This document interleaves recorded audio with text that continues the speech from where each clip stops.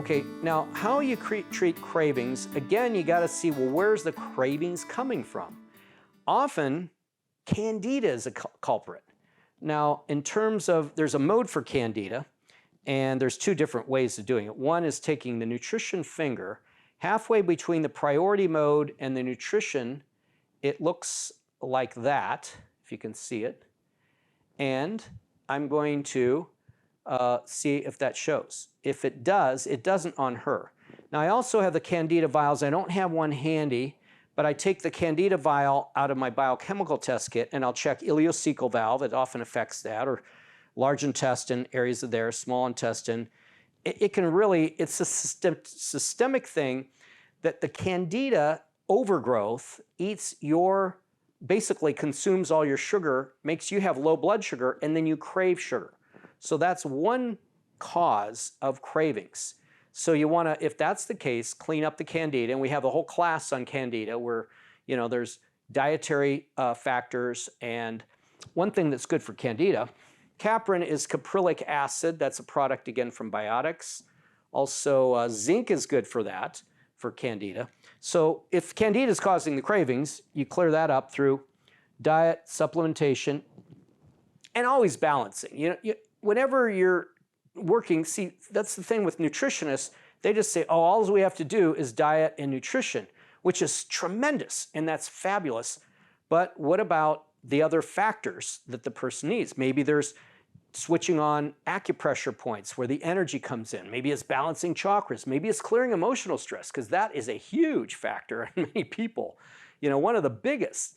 So don't think I'm only going down the nutrition tunnel, even though her, in her case, the arms out and this going says, yeah, our main target is nutrition. Again, diet addition, diet deletion. So often, are you eating much, say, alkaline foods like plant garden type vegetables? I try. Okay, you try. Mm-hmm. Okay. Well, that's good that you're trying, but are you? Are you eating more maybe? Well, let's ask your body. Okay, that's great that you're trying. Okay, so eating more plant-based like greens would be helpful. Okay, yes, getting more alkaline. We have that in our class 2 of biochemical. So that often clears up candida and everything if you really go alkaline. And see, the coffee and the meat is more acidic forming. So you might just have a pH factor. So another craving cause will be neurotransmitter imbalances. One way you can discern neurotransmitter balances is with the magnet against the various cranial bones. This would see if it's a dopamine deficiency or potential imbalance. Now the parietal lobe is where I'm touching now. That would be acetylcholine deficiency or imbalance. And then there is the GABA. Oh, we've got GABA showing. How about that? Now GABA can cause cravings. Turn your head this way just a bit so I can go to the occiput, and that's fine. So we've got GABA showing. Now I'm going to show you this. So I'll put it in my circuit. Could be in hers, but I'll just, for simplicity, show it in mine. Now what I'm going to do is I'm going to go to the large intestine 20. See, large intestine 20 goes strong, so that confirms she has a GABA deficiency. Now, do you have any cravings for carbs at all? I do. Oh, she does. Okay, well, there you go. The reason for that is a GABA deficiency. Now, actually, you brought GABA rice, so I should have brought a GABA rice out and we could test that to see if that clears it.